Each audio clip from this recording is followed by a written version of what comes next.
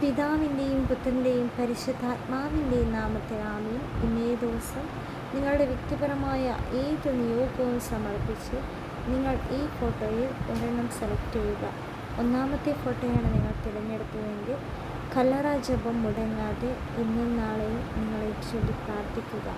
നിങ്ങളുടെ ജീവിതത്തിൽ നിങ്ങൾ ആഗ്രഹിക്കുന്ന നിയോഗം ഈശോ സാധിച്ചു തരുന്നതാണ്.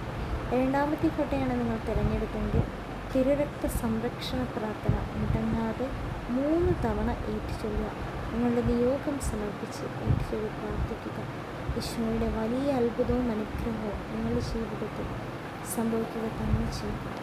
സർവശക്തനായ പിതാവും ആകാശത്തിൻ്റെയും ഭൂമിയുടെയും സൃഷ്ടാവുമായ ഏകദൈവത്തിൽ ഞാൻ വിശ്വസിക്കുന്നു. അവിടുത്തെ ഏകപുത്രനും ഞങ്ങളുടെ കർത്താവുമായ ഈശോ മിശിഹായിലും ഞാൻ വിശ്വസിക്കുന്നു.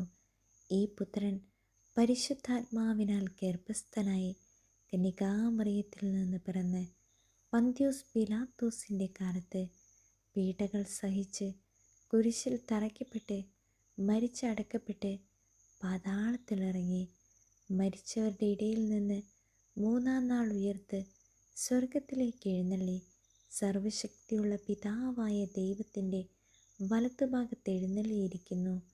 അവിടെ നിന്ന് ജീവിച്ചിരിക്കുന്നവരെയും മരിച്ചവരെയും വിധിക്കാൻ വീണ്ടും വരുമെന്നും ഞാൻ വിശ്വസിക്കുന്നു. പരിശുദ്ധാത്മാവിലും ഞാൻ വിശ്വസിക്കുന്നു.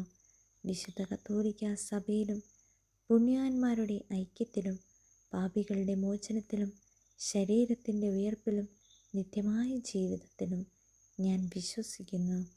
ആമേൻ.